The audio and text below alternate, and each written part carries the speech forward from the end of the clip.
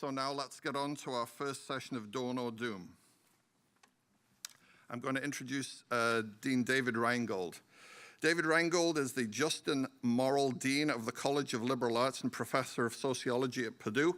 Prior to his appointment here, he was a professor and executive associate dean at the School of Public and Environmental Affairs at Indiana University, Bloomington. Dean Reingold's teaching and research includes urban poverty, economic development, social welfare policy, low-income housing policy, civil society, and government performance.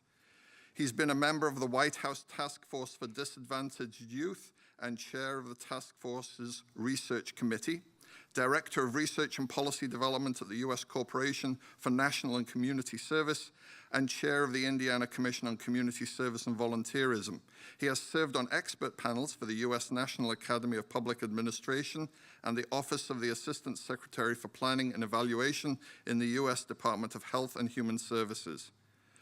David Reingold has been published in and served on the editorial boards for numerous social science, public service, urban affairs, and public policy journals.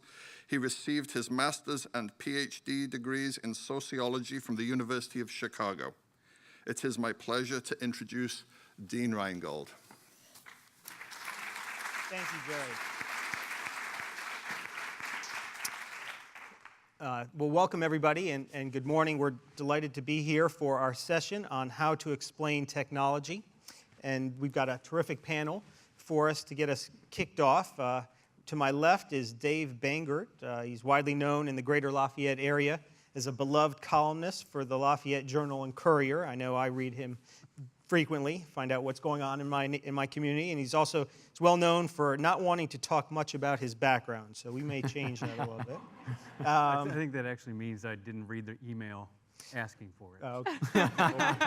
Okay. Good. And we've got, welcome Louise Matsakis, is an editor and reporter for Motherboard, which is the science and tech site for Vice.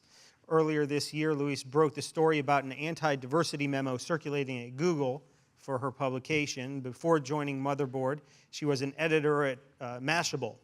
She regularly writes about everything from how copyright law affects free speech on YouTube to Apple's App Store policies, and she holds a degree in philosophy from NYU, New York University. And then lastly, Dave Mosier is a science and technology correspondent at Business Insider. Dave has more than a decade of experience in digital, print, video, and photojournalism. He's previously served as the online director of Popular Science, was a Wired contributor, and has written for Scientific American, Popular Mechanics, Discover, Space.com, National Geographic News, Discovery.com, Nature, and other outlets. He holds degrees in journalism, biology from Ohio State University. The Ohio State University. The Ohio State University. Thank you. And now we do have a few guests who unfortunately were not able to join us, and maybe, or I think are arriving a little late.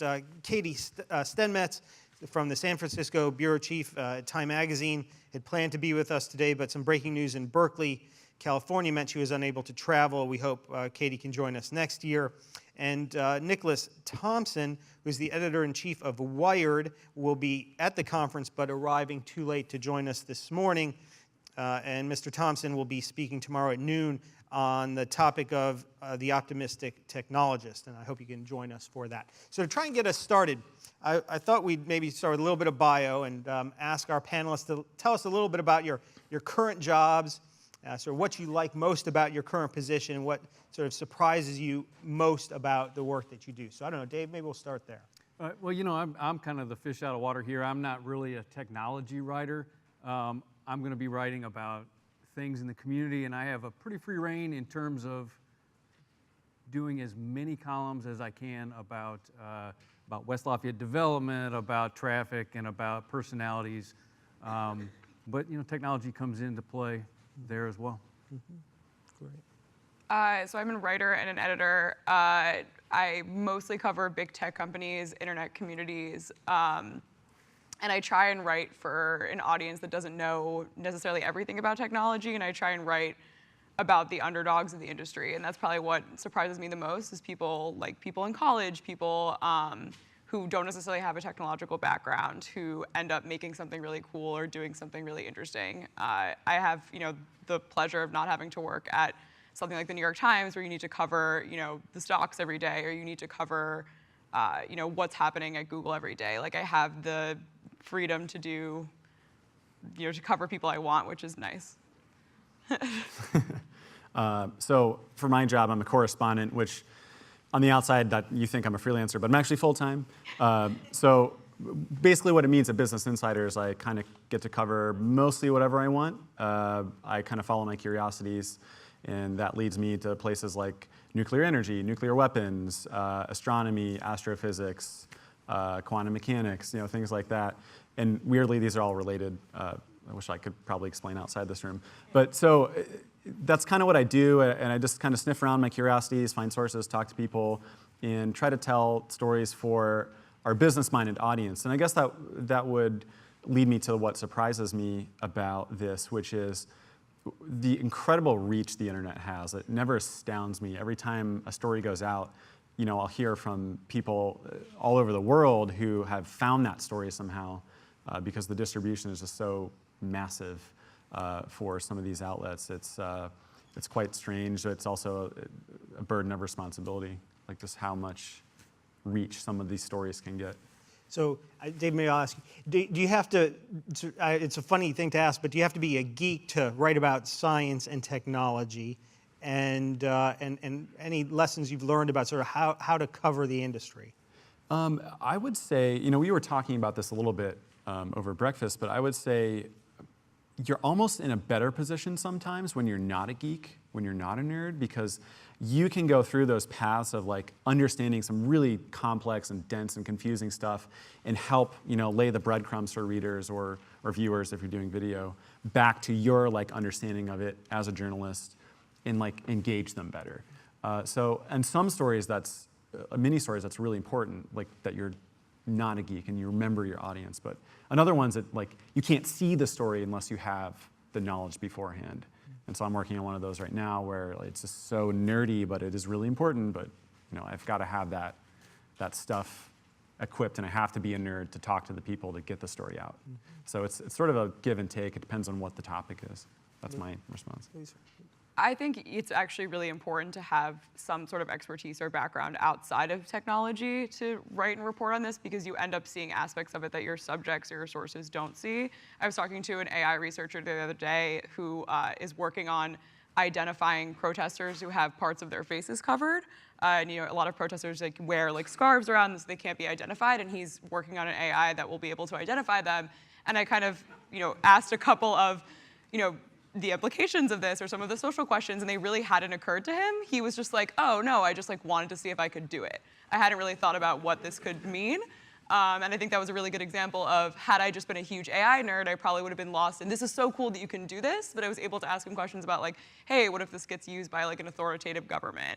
So I think it is helpful that I don't necessarily have a completely technological background. But at the same time, I think you do need to have a certain level of technical expertise, because then you will get lost in the glory of it, or you'll get lost in the this is so amazing, but is it really that amazing? Or you'll get lost in what a company is trying to convince you is true, whereas if you go and talk to an expert, or if you have the expertise yourself, or you're skeptical enough that you can go and be like, hey, this isn't all that it's cracked up to be. So I think there is a balance. You have to kind of not be as excited as your sources are about what's going on, but you also need to have the knowledge that you can question them. Good, David. I'll bring up a story that's not quite as technical as that, but about 3 weeks ago, Purdue got their own beer, and it's called Boiler Gold American Pale Ale, and it was something that the university was very careful to put out, and so they partnered with People's Brewery on the Lafayette side, and I go there all the time. I love craft beer. I love the taste, but they put up IBUs and things I just don't know and I don't really care about. I kind of understand them. But the story was, part of it was that Purdue is partnering with Peoples, and the money that Peoples feeds back to Purdue will go into fermentation science and growing hops and all kinds of things. So we sat down with Chris Johnson, who's the brewer there, and the folks from Food Sciences about here's how we're going to do it, and here's what fermentation means and all the rest of it. But the story to me and to them was the fact that Chris Johnson couldn't get the cans back from the Logansport manufacturer, who got the designs back from St. Louis, who got the designs first from his bar top, and all these things that happened, and didn't get the cans because they had gone to the wrong warehouse the night before. And I said, well, Chris, you don't even have to have this beer ready for the first game at Purdue, which was still a week away. And he said, yeah, but Mitch Daniels wants one to take to a pep rally in Indianapolis tomorrow. And so he and his guys were waiting for those cans. So the story became about how do you get this beer out, and then calling the president of Purdue and saying, so how does it taste? And did you have the first one off the line? And the fact that the story for us was, it was a marketing story for the university as much as anything, and a marketing story for Peoples, and also the rush to meet demand. And there was a huge demand, which became a great follow-up story later. But did I learn a lot about fermentation? Just enough to get a couple of paragraphs in to say, here it is, but how does it taste? So speaking of different kinds of tech stories, obviously beer and alcohol might be an interesting sort of part of the tech story that you don't read a lot about. Are there other parts of sort of the tech industry that are getting missed by sort of the current reporting and coverage, Louise? Yeah, I would say that there are a lot of like parts of the internet that journalists aren't necessarily exploring because it's just not where they naturally hang out. Like I think a lot of journalists are on Twitter, but they're maybe missing a story on Instagram, or they're missing a story happening on Reddit because that's not where they naturally spend their time and talk to their own friends. So I think that a big thing for a tech journalist to do is to spend a lot of time online in parts of the internet that don't necessarily interest you right away. If you find a topic that you care about, like I promise you there's a community of people talking about it on the internet who have been talking about it for years, and going and finding those people and seeing what they're talking about can really help. And I think that's where a lot of the missed stories are. I think there are also a lot of missed stories that aren't in New York or in San Francisco. Like they're in places like Indiana, because there are a lot of publications that are unwilling to like bring people to report in places like this. And I think that's a big loss. I think a lot of stories get missed geographically because every reporter wants to move to Silicon Valley, or every reporter wants to move to Manhattan. And I think it's really important that we continue to bring journalists all over the country and all over the world, because there are a lot of stories that get missed. I mean, look at the biggest tech story of our time right now. Russian propaganda on Facebook, like paying for ads. Like, people could have found those stories if they, as Louise mentioned, just talked to each other. Like, I'm finding increasingly, and it surprises me every day, how many stories you can find just by talking to people on the subway, your friends, your family. I mean, and per your previous question about scientific expertise, I mean, stepping outside the nerd zone and just like leveling with people and just like having a normal conversation can help you see technology on the other end and see those stories that are important as they're happening and before they're out there, and suddenly you have a scoop, and perhaps a very important one. So I would say, yeah, like just bringing off what Louise said, like talking to people is super important, because that's where you find a lot of these missed tech stories, because it's how it affects people. That's the end product, and then you can follow it back up the chain because you have the press card and you can make those calls and hold people accountable for some of those decisions. I'll build off that a little bit. Growing up, I was into a lot of live music, going to a lot of shows, and I found getting into the punk scene was hard, because every time you went to go to a punk show, everybody there knew everything and let you know that you know nothing. And it was Sounds like punks. It was constant, and it turned out that all you needed to do was spend 2 days, and all of a sudden you were just as much an authority on the dead Kennedys as anybody else.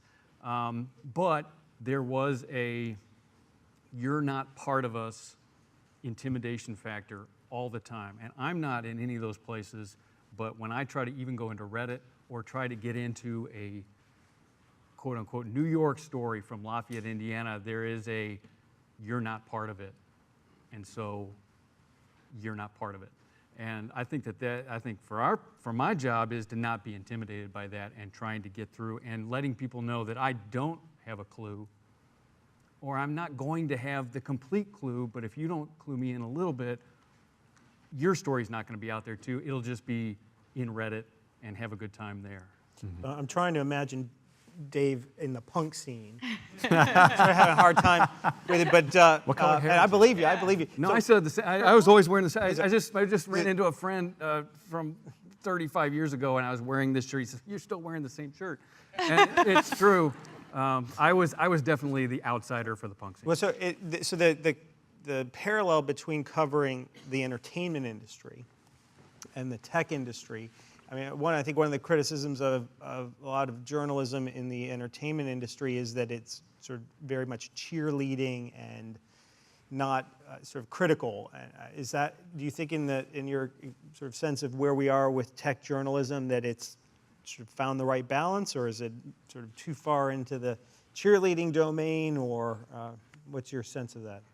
Well, I'll go back to, I can't speak so much for covering Google and the rest of that because I don't do that on a daily basis. But I did cover music and for about 3 or 4 years, and I found that people wanted you to either be a cheerleader or to say this band belonged in the Hall of Fame or it was the same, you were talking to people who were telling you the same thing that they told the Columbus paper and the New York Times and everybody else over and over again. I had to get away from that. I don't know, is it the same in tech? A lot of people ask me, because I've covered sexism in the tech industry, like, what is the backlash like? I say it's nothing like saying something bad about Apple.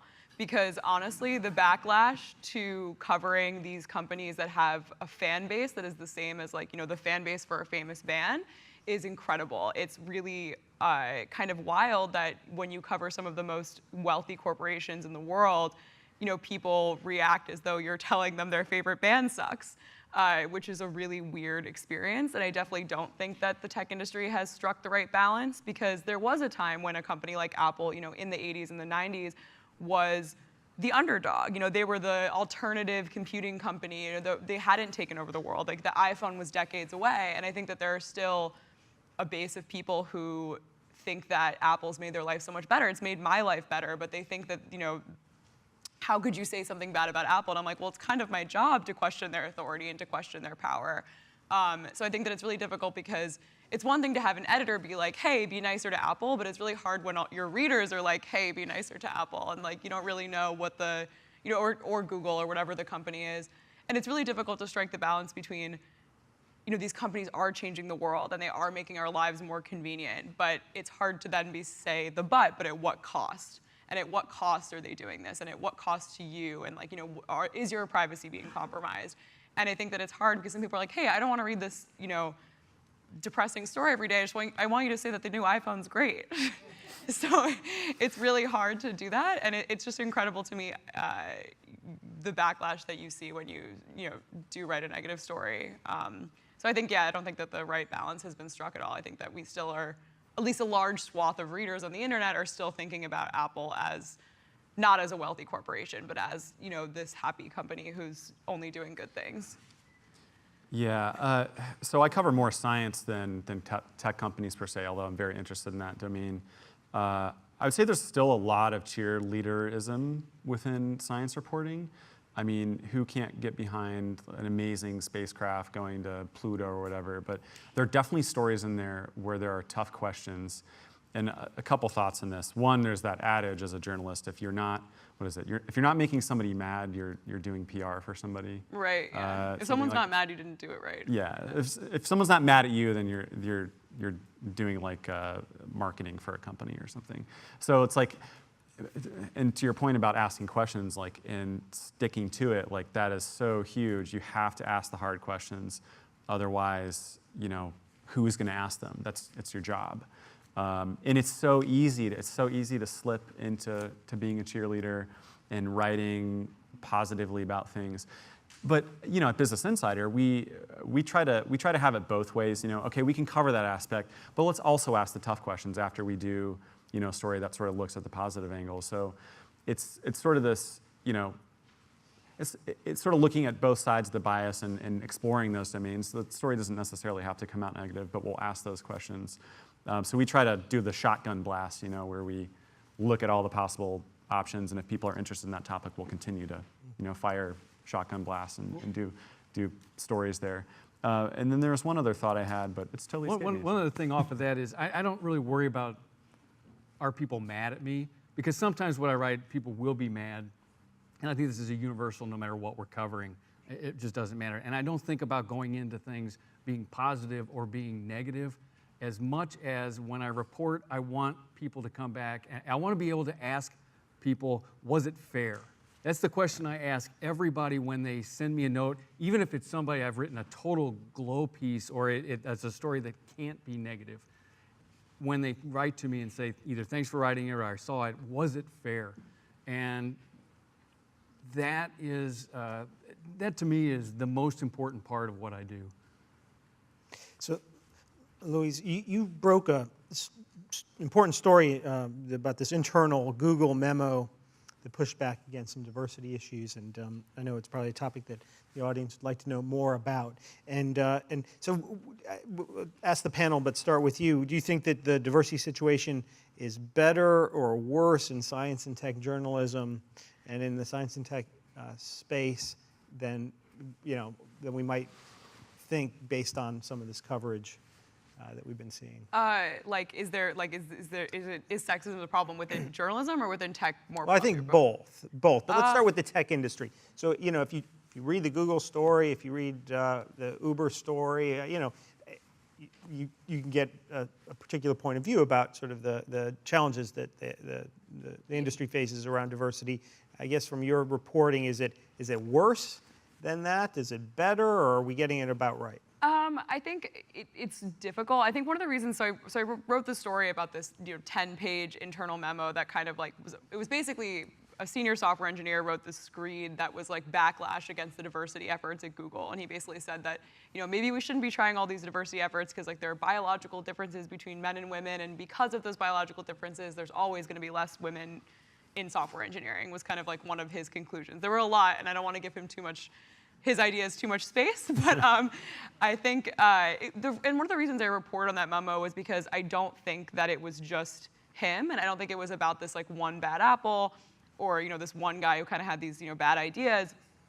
I think one of the reasons I reported that memo is because there's an ongoing Department of Labor investigation at Google about pay disparity between men and women, and that was already going on, and that was already publicly known, and that was one of the reasons that I kind of stuck onto this, is that I was like, this is a really good evidence of why something like a pay gap might still exist.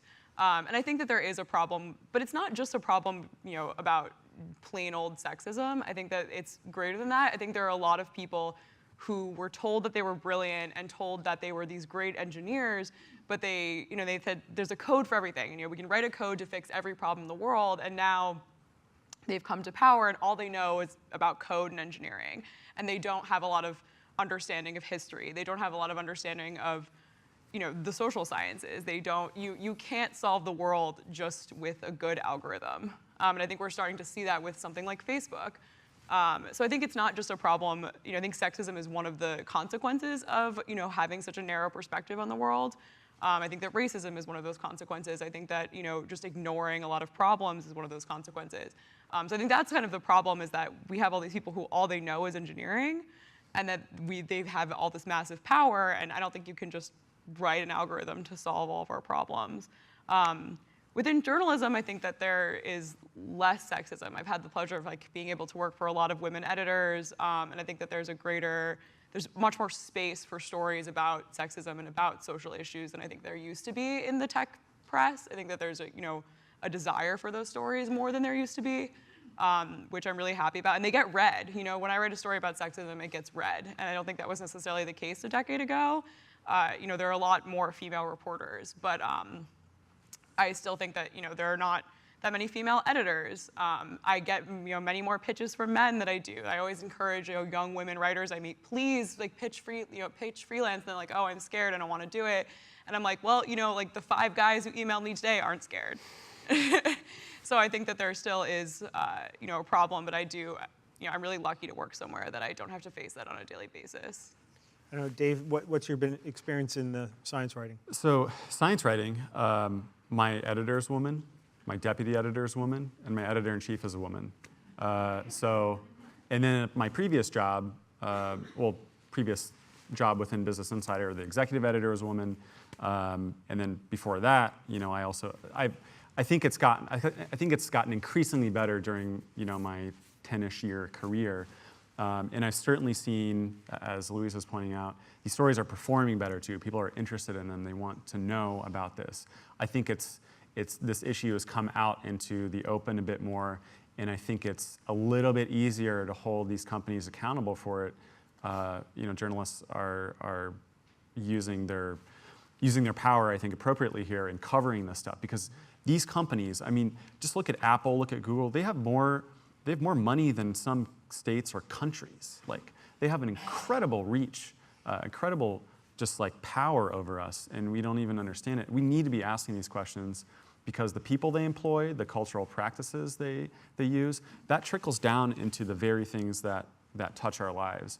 And so the stuff that Louise is doing and others are doing, reporters on our staff are doing to ask those hard questions is really important. And I feel like I see more of it. I haven't necessarily calculated all the numbers or anything, but just in scanning my regular feeds, it seems like there are more of those stories trickling up, which I take as there's more resources being dedicated toward this sort of thing. And I think that's encouraging, because the more equity we have, the better these technologies will be for us. As somebody sort of sometimes covers technology and science, but covers a range of topics, do you think that the science and technology reporting that you read is sort of focused enough or too much on the diversity questions and challenges, or I don't know, do you have... I don't know. When I read for technology things, I tend to read very specific and site-specific. I was very interested in that memo because of what it said, what you were talking about. It said something greater than just what that company and what the industry in general was. But I tend to, I'm learning how to fix my car through YouTube all the time. Yes. 10 years ago, I would not have been able to change the alternator except to watch that kind of thing. But so I guess I'm not looking for it in the same way. Mm-hmm. But I will say that in terms of diversity and in terms of all kinds of things, I learn a lot of feedback from social media in particular about ways that I am not particularly enlightened. And find that daily, and find that that's both embarrassing at times and very helpful to get me to the point where I do it. And are we diverse enough in terms of what we cover and how we do it? No. So I want to pick up on a topic that was mentioned here. That's a topic that I spend some time thinking about, which is sort of the world of the liberal arts and the world of sort of science and tech. And about 60 years ago, it was a famous lecture at Oxford by a chemist named C.P. Snow, who also was a literature scholar. And he was talking about the fact that the world of this is his language, the world of the scientist and the world of the intellectual could no longer actually, they had so little in common, they couldn't actually sort of hold a meaningful conversation or actually be able to discuss their topics with one another. They had become so specialized and so differentiated and isolated from one another, which hadn't always been the case. And I guess you mentioned, Luis, a little bit about sort of the world, the world of the humanities, the world of sort of being human versus, and then the world of the sort of tech and science world. Is this still this sort of the two cultures problem? Is it still a pressing issue? Do you see it as maybe worse when you started your career? Where are we with the two-culture issue? I think it's kind of gotten worse. I think the biggest problem is that we don't understand, I don't think a lot of lay people understand that algorithms are built by people. Like, it's not perfect math. They're built by individuals. They're built by humans, and they carry the same biases that people do. Like, the biases in the newsfeed algorithm that you look at on Facebook every day. The biases in the algorithm that decides whether or not somebody gets bail or they have to stay in jail. The algorithm that decides whether or not you get a home loan. Those all are filled with biases, and we think of them as perfect systems. But the fact is that they were built by humans who have, biases that they learn from their upbringing, or that they learn from the way that they interpreted history or the way that they interpreted philosophy. their algorithms are systems. It's not a perfect equation the way that math is. And if we're not teaching the people who build the algorithms about history, about sociology, about literature, they're going to continue to hold the same biases that we all do. So I think that that's the biggest problem, is that people see, and they've been taught by companies like Apple and Google, that tech is magic, that you get this news feed and that it's magically done, and that you get this perfect equation spit out from a computer that's like, oh, sorry, you can't get the home loan. But the reality is that those systems aren't perfect, and that they're designed and updated by people who need to be informed about other aspects of society besides just computers and engineering. So I think that I've seen it got worse because we're like, oh, the magic computer scientists know everything, and they're designing our society, and it's fine. But the reality is, no, I think that people in the liberal arts need to push back more against that. And I think that they have, at least in journalism, I've seen kind of the tide change, and we're starting to question the people who design the way that our societies are being built. But yeah, I still think that there is a big divide, and I hope, it definitely wasn't for me, and I hope that it is for people in universities right now, that they're being taught you don't have to just be a math person. You can double major in English. Like, you can do both, and there is such value and enrichment in doing both. And that just because you're a computer science major doesn't mean you can't write, or doesn't mean particularly that you shouldn't care about history, or that you shouldn't care about where your culture came from, or what your culture is about, or what your politics should be. Just because you can code really well doesn't mean that you get a free pass from not knowing about the history of slavery or something like that, because then the code that you build is going to be encoded with those biases that you carry.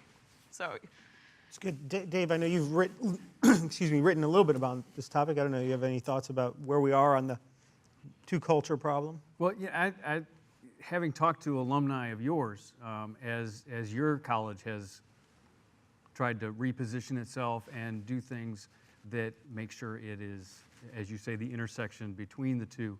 At some point, you're going to make coffee machines that can do whatever you want, but still someone at Amazon needs to figure out when you're going to need coffee and what my coffee intake's going to be and those kinds of things. There's certain metrics you can do, but also what is the way you deal with them. Yeah, I'll go back to the music scene. I here in town, you go to clubs, and it's full of people who are coder kind of people who can see both sides of that, but the conversations often get so technical that I have to back out. But my conversations about how the paper is put out gets too technical for them as well at times, or more than they want to know.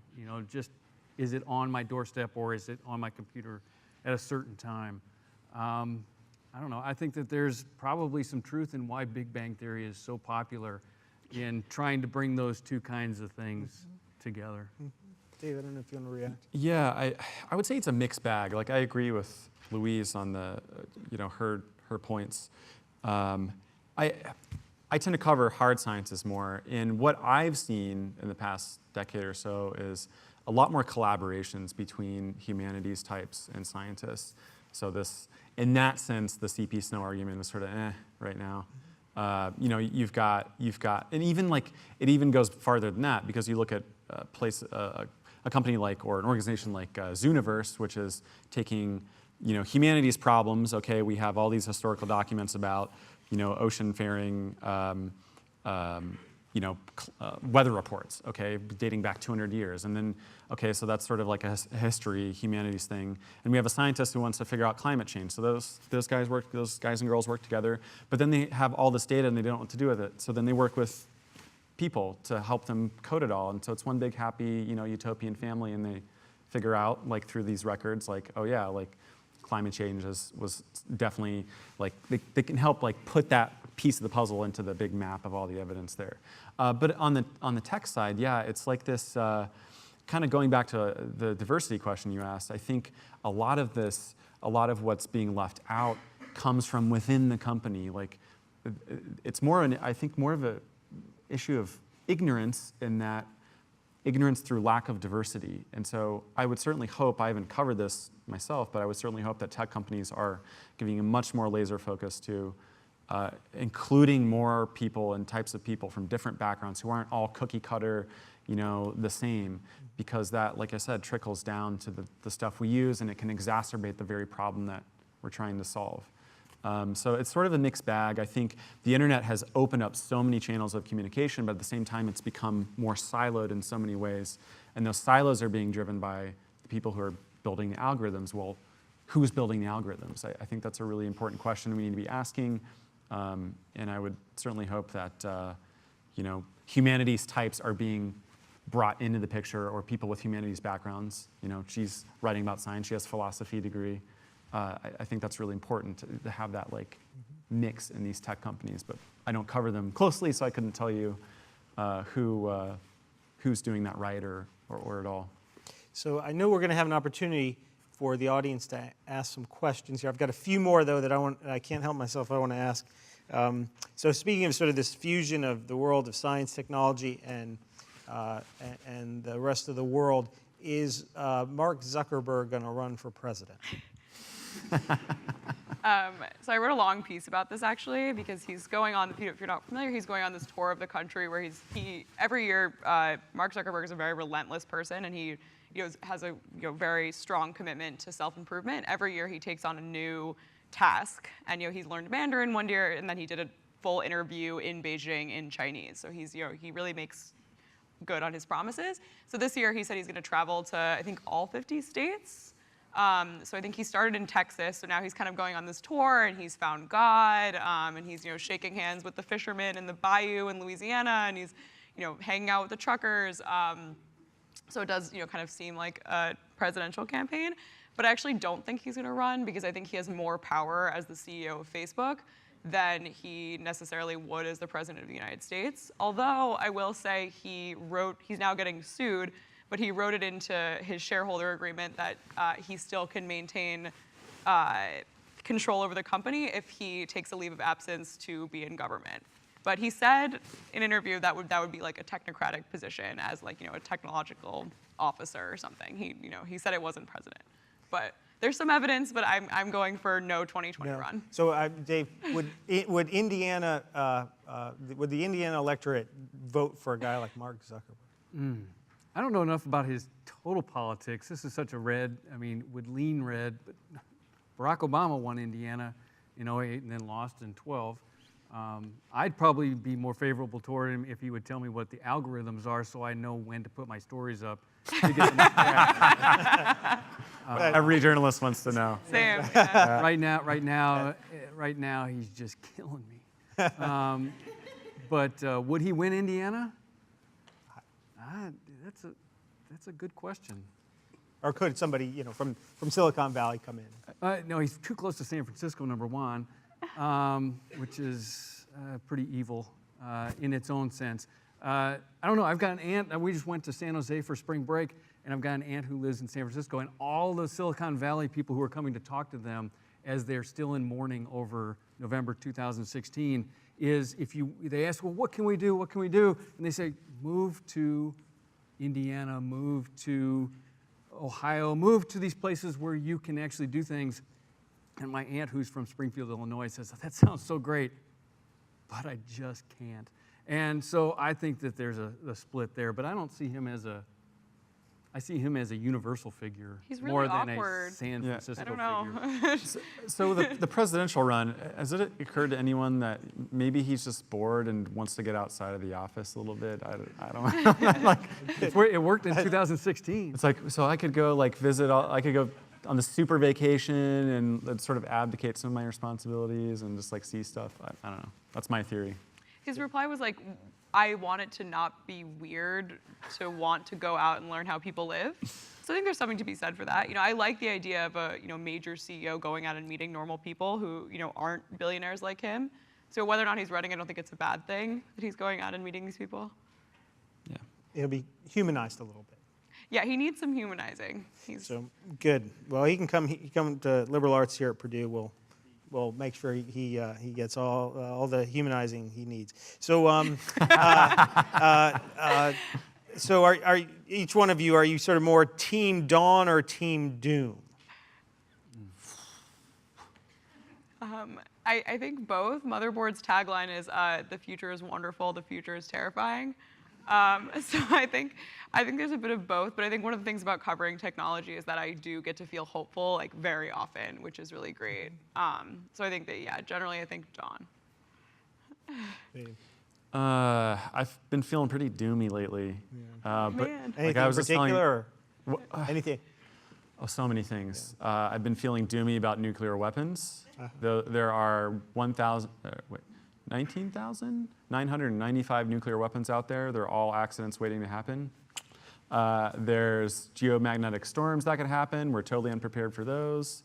What else? I mean, the list goes on. But at the same time, I think about, someone shared this story about the former president, and one of our writers wrote about it. It's like, his question is, if you could pick to live at any one time in any place in history, and you didn't know what sex you're going to be, you didn't know what race you're going to be, blah blah blah blah blah, you just come into existence. What time would you come into? It'd be now, because we have access to medicine, we have access to the internet, all of these things, we're clothed and fed, and I think that's a very dawny aspect, and I try to remember that.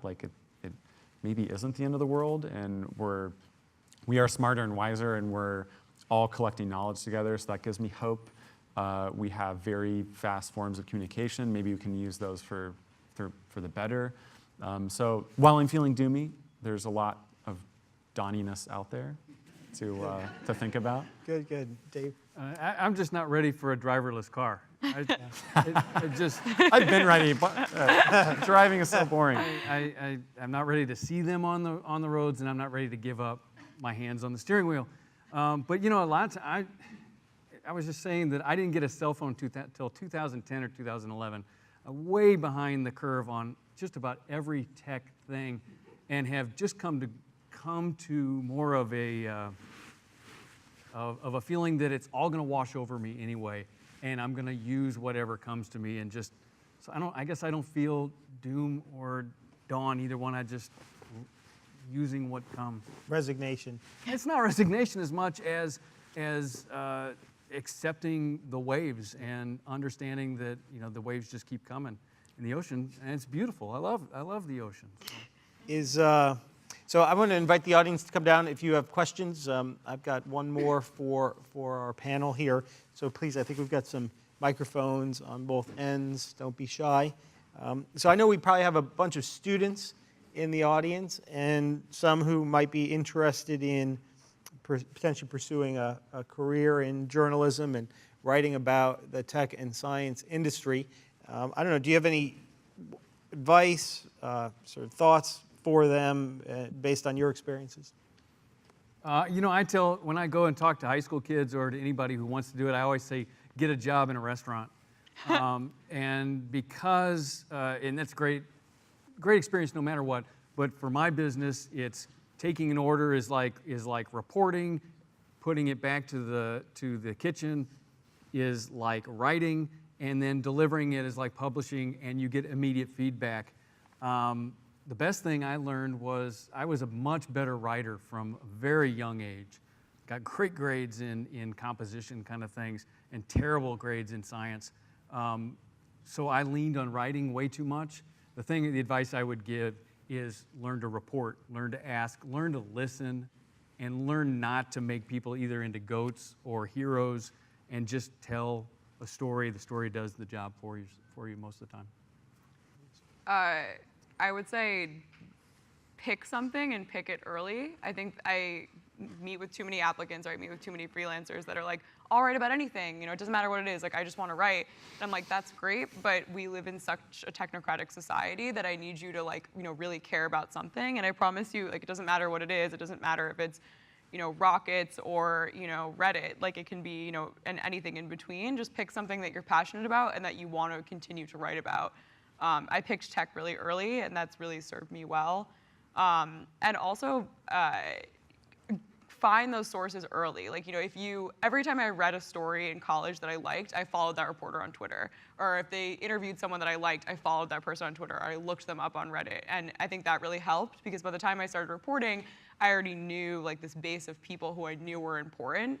And I think that really helped. And I could talk I could talk the names in conversations with editors, and that was really helpful. I was like, yeah, like I know who you're talking about, because I, see their tweets every day, or I see their posts on Facebook. So I think, being vigilant about keeping track of those people that you read about. And just reading a lot. It's really obvious when I interview an applicant that they don't read about the thing that they say they want to write about. It's really obvious. So read as much as you can. I would layer on top and sort of add to that. It is so frightening to like talk to people sometime, like to pick up the phone. Like, I'm just going to call this random person. I might interrupt them. They may be eating lunch. They may be having a bad day. And I'm going to ask them like really tough questions. It's not easy to do, but get used to it. Like, just get over yourself. Just make those tough calls. Ask the hard questions. That is how you break news. That is how you push stories forward. That is how you write good stories.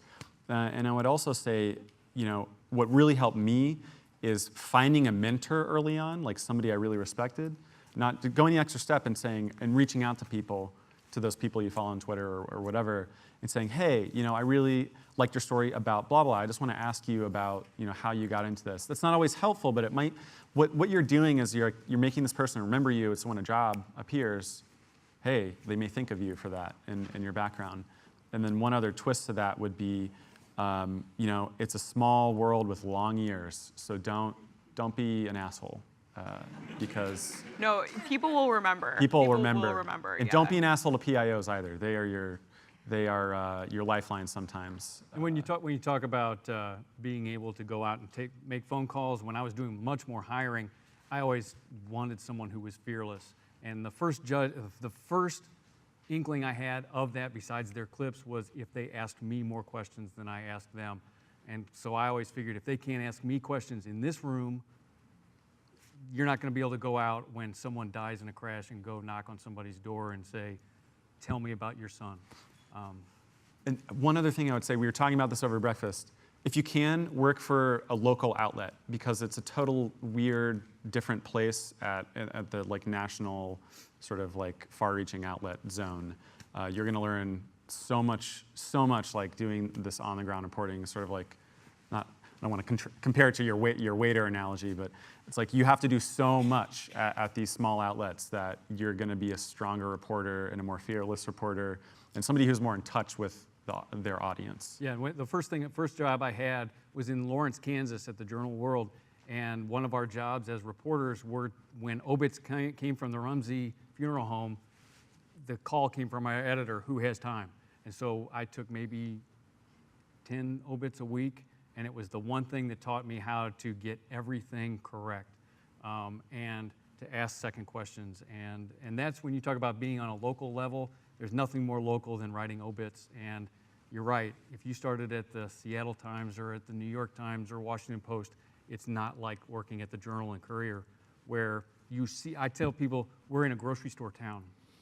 I see my sources and I see people I've written about at Payless on Greenbush all the time. And I know that if I can't walk in there, I'm in trouble. Well, and going to the local, town hall meetings and going to the local courthouse and getting, local reports about a case in your town is going to prepare you so much better for then trying to get public, records from the Department of Justice or, going to cover a Supreme Court case. When you get to that level, having that local experience is so valuable. You understand how to interact with a judge, how to interact with a lawyer, how to interact with the mayor of your town. Really prepares you for then talking to a senator or talking to a governor later on. Great. So we've got a couple folks here. Why don't you introduce yourself and go for it? Hey guys. So Dawn versus Doom, or Dawn or Doom, a simple analog would be like good versus evil. And I don't know who told me this, but it's like a quote, evil wins because good is stupid. Have you guys heard that? I've certainly seen something like that. Like the Star Wars reference would be the dark side is better because the dark side has cookies. Yeah, Right? sure. So it's kind of a thing. Or a Machiavelli, like he wins because he cheats. And it seems like the advantage is always with evil, always with the attacker. It comes up in like cybersecurity. It's much harder to defend a castle than it is to attack a castle.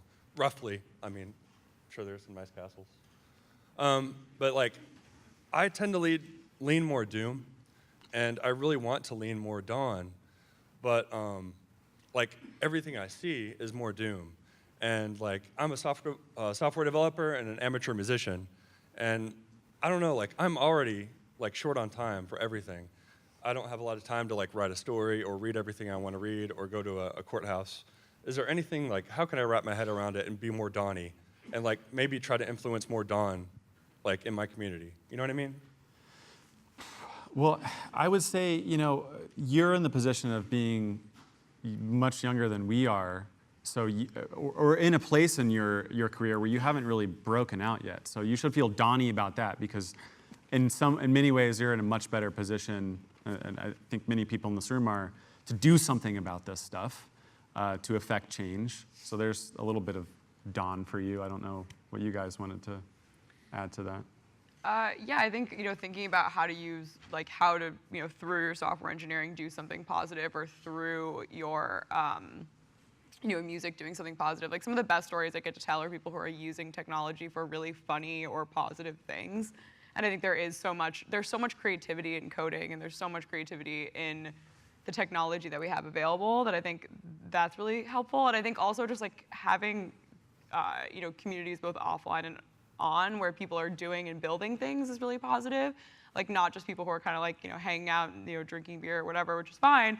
You can drink beer and do something really positive, but I think being around people who are continuing to grow and do things always makes me feel really positive, especially if it's something that I also do. I think can really help. I'm going to say go buy everything that Paul Westerberg has ever written for the Replacements and his solo records, because he does such a great job of saying, my life sucks, but here is why I'm going to get to kiss the girl on the bus ride home. I would say the same thing about Alex Chilton. There are ways to do that kind of thing, because I'm with you and I'm with Paul Westerberg in a lot of ways. And I would add one more thing. I've discovered the magic of turning off notifications on some of your apps. Oh my God. Like, the world is such a different place. I'm not like being news alerted every 5 seconds with like horrible things that are happening in the universe. So just like filter yourself a little bit. I mean, I'm not saying unplug, but like make it a decision when you like dive into news or whatever, and give yourself a time limit or something, and like mute notifications. Like do what you got to do, just like to have time for you to go like do knitting or whatever it is that like helps you build things. Or, I feel that. I try to remind people that computers to review, not the other way around. yes. Great. All right, well, send it over here. Also, read some history, man. Get a grip. This is fantastic. Like what you were saying. If you grab somebody from a normal period and said, women can vote, diseases don't randomly kill children, you can take pictures of other planets, they'd be like, whoa, give me some of that. You know? Yeah, exactly. Like, this is actually a pretty good place, right? You know. Anyway, my question. Great panel. Thank you very much. I'm going to ask a lightning round question, and I want to ask each of you to say, what is the biggest, toughest question you'd like to answer, and the tougher the better, and like can't answer would be even better. And think about that for a second. I just want to really second what Louise was saying about algorithms are human artifacts, and crawl up a little further. A big problem in tech and the industry and the media industry is people think data is truth. And this word data has been given over to like, you can't argue with me anymore because I have data. Data is a human artifact as well. And algorithms are derived from data. And the way you get that data needs to be checked.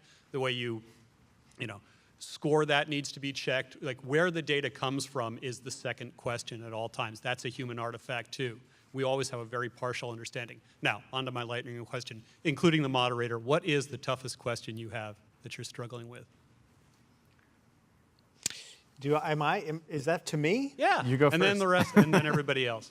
You know, well, in my working life, I think the toughest question I am facing right now is how do we convince more Purdue students to actually avail themselves to classes in history and literature and philosophy and in the humanities and the social sciences.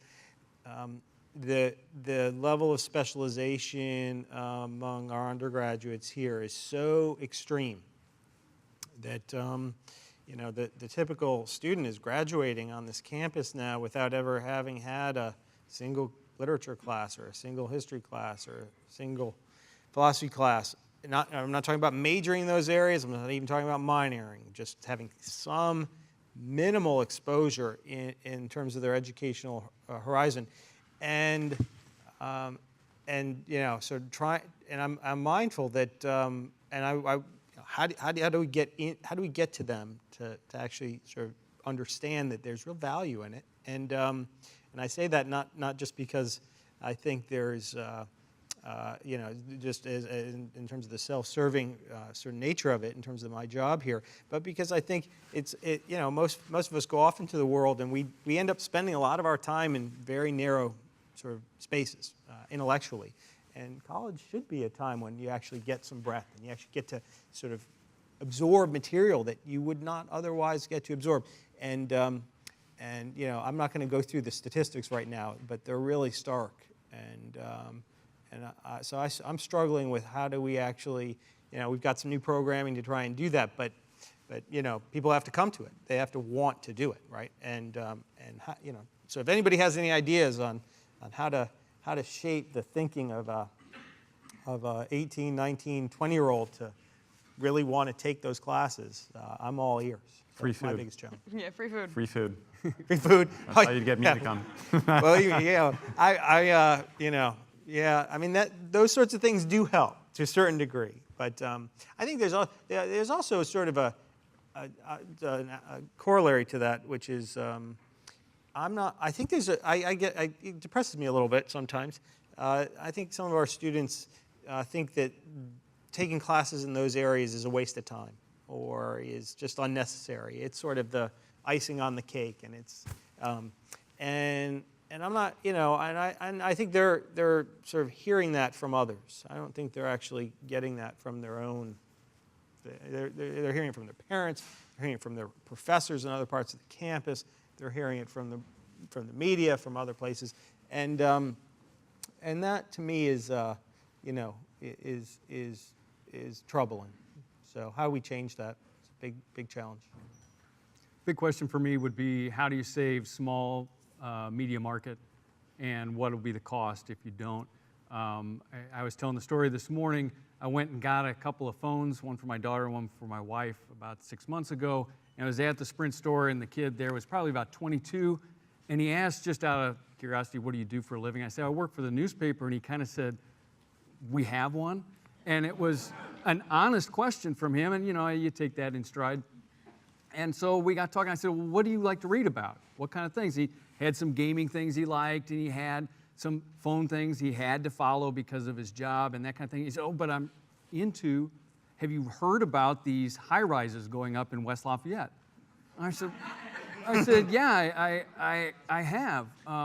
That's a pretty cool story. Well, I said, well, how'd you find out about it? He said, I get it on my phone. And I said, okay, but how do you get it on your phone? He pulled out, he said, no, it's just on my phone. And I said, so I went through and I pulled up one that had run about 10 days earlier. And I said, you mean like this one? And it had a picture. He goes, yeah, that one. And he started telling me all about it. And so I had to say, well, at least I know they're reading it. They don't know where it's coming from. But I think that there's a big cost to the fact that people say, I'll just get my news from Google. And I could give you, if we had more time, very specific things that my paper has lost because people say, I can just get it from Google. When in reality, what they're getting from Google is a lot about Donald Trump and a lot about whatever national is going on in healthcare and all the rest of it. But that story about the high rises came from me. I wrote it. I reported it. I cornered developers to make them talk about it. I got the public records. I did a lot of things to make that come true. But the kid got it on his phone. So I won't probably see a whole lot out of that. But that's my big question is, how are we going to save that? And what's the cost, or what's the replacement when the old models are gone?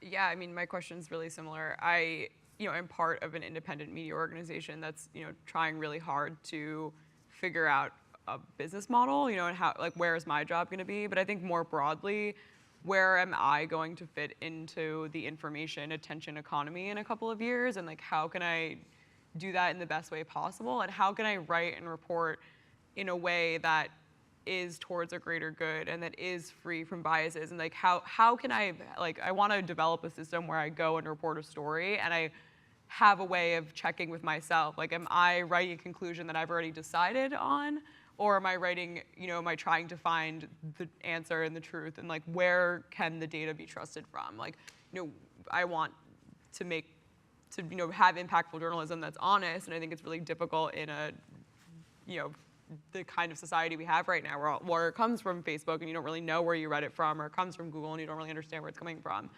And I think finding my place in that, both personally and finding peace with the way that it's changing, I think is probably the biggest question I have. I had a daughter 15 months ago, so I think about her all the time. That's where my question constantly goes to, and to kind of spring off what Louise said, is how do I make the world a better place with the reach that I have, with the skills that I have, because I want to help that world be better for my daughter. How do I not necessarily make it easier for her, but more fair? How do I make it more rich? How do I make it more diverse? How do I make sure she has access to opportunities? So I'm thinking more and more about my career through the lens of my daughter and the world that she's going to live in, covering climate change, covering how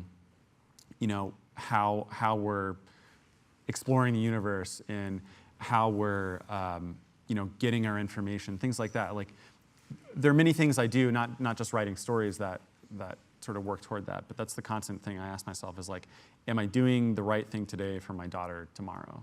And what's going to happen is when she turns 17, she'll go to Lafayette Jeff if she's here, and she'll be on the WJEF radio, and they read the news and they say, courtesy of the Journal and Courier, and they'll never read your story because, Dad, it's too long. All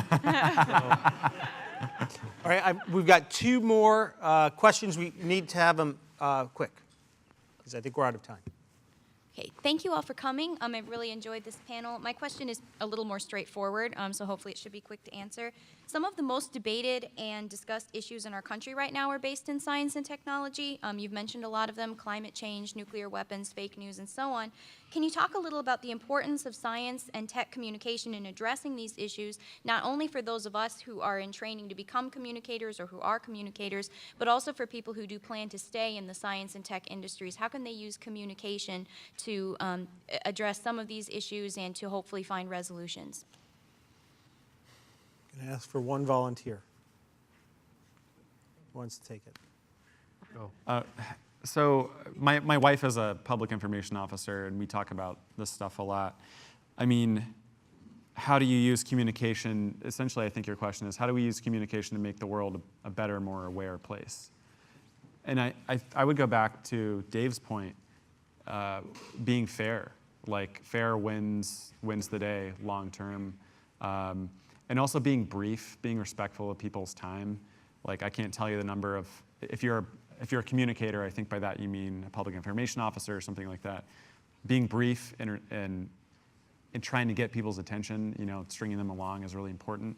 If you're really passionate about the thing that you're writing about. And I also say, like, stick to things that you are passionate about in your career, because otherwise you're gonna hate your career. If you are passionate about it and you're smart about it, you can use communication to affect change. And whether that's directly or using people like us, who are big mouthpieces for certain issues, we have lots of distribution and things. Great. Okay, our last question. Hi, my name is Vanessa. My mic dropped before I started. That's awesome. I've been in tech. Well, I've been lucky enough to be in tech since I was 16 years old, which was about 1993. I wanted a computer. My dad said, okay. And I come to my room, and there's a box with parts on the bed. And he said, if you want it, you got to build it. And then I built it. And he's like, okay, I've got 119 in the garage. I need you to go do that for this job. And that was my introduction. And, when I was 19 years old, I was sent to Novell server admin conferences much like this with men that acted like I was walking into their bathroom. And, throughout the years, I have not seen that change. I remember being at 19, where it's pioneering the internet really wasn't even, a big thing back then. And I had always hoped that as I progressed, that the sexism and the walking into the bathroom feeling would go away. And now I'm 40 years old, and it's not. I'm on my software development team. I went to ice cream with them, and we sat at a long table. I sat on one side, and they all sat across from me like I was at a panel. And I'm like, I'm not going to bite. You can sit there. And, it is, like what you said, it is worse. I've been in this long enough to watch my other female peers enter dev, not be received well and then move on. I think I'm probably one of the only ones that I know that has entered dev and stayed in dev, and a part of it, just because I'm angry. I want to be here, and I want people to take me seriously, and I constantly get put into this position to where, I get, if I'm trying to make too much of a change, I'm a feminazi, or, I get tagged with these negatives that kind of instantly removes the validity of my conversation or my input. And how do you see that? Like, how do we make it fair? Like you said, how do we make it fair so that my voice is just as important and just as strong as my male counterpart? And for like my daughter, she's coming up, she's 16, and she's like, hey, I want to be a dev. And my instinct is to say no. Pick something that's not going to frustrate you for the rest of your life. Pick something, but then, that's not a very activist stance. So I guess, how do we make that better for our, for the women that are currently in tech and the ones that are thinking about it and coming up? How do we make it to where it's not this huge, entering tech is one thing, but staying in tech is really where I see the problem. We have 15% of females enter, by the end of their first 5 years. I think, I don't know, it seems to me like there's a much lesser percentage that actually stay in that and progress forward, or that don't switch careers to something that's not in the dev facility. So I don't know. Louise, You're correct. That's something I should have mentioned earlier, is that another big problem in the industry is not only women entering, but but them retaining and staying in the field. Like, one of the reasons there aren't a lot of managers in software engineering that are women is not because they weren't promoted necessarily, but because they didn't stay because of the culture. I think there are a couple of solutions that, we'll see if they work. I think continuing to do reporting and to check people and to say, you can't continue to do this, because you will face backlash, and it will, continuing to build cultures that check sexism and say this is not okay and this is not going to work. And I think continuing to have diversity programs, but I think figuring out how to structure those diversity programs in a way that makes sense. Because in the wake of the memo, I talked to a bunch of women who were like, I'm getting recruited for positions I'm not qualified for because they can't find a woman. So they just are picking me because they need somebody.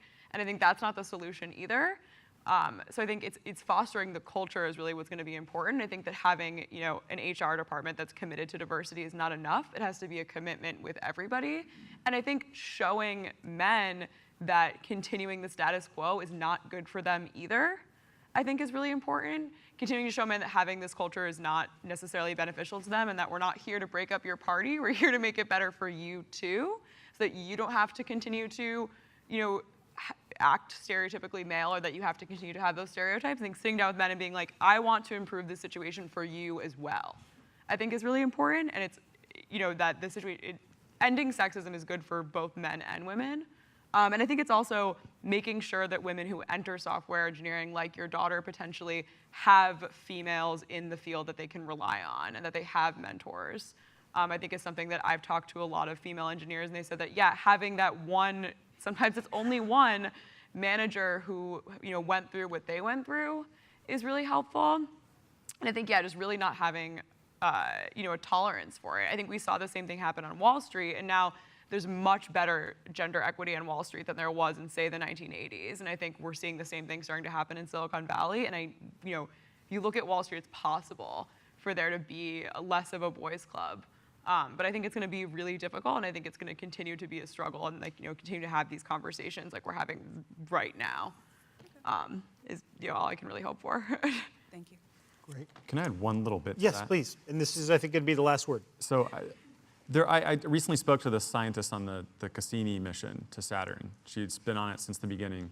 She would not be in that career if it wasn't for her mother, because her mother went through school and they told her, oh, you don't want to do math and science. That's not for girls. And she kind of dropped out. So when her daughter showed interest in it, she backed her up and said, women are great at math and science. You should do it. You should go for it. She did. And she's been on Voyager. She's been on Cassini because her mother was there for her and supporting her. So I would say in addition to the mentor thing, which is also huge. Like when women science writers come up to me, or would-be science writers come up to me and ask for advice, I give them my perspective, but I also say, and you should talk to X, Y, and Z, who are women, because I'm a man, and that's my perspective. But yeah, I would say, be a great mom, and encourage her dreams. All right. So I think that brings us to our close. Please join me in thanking our panel.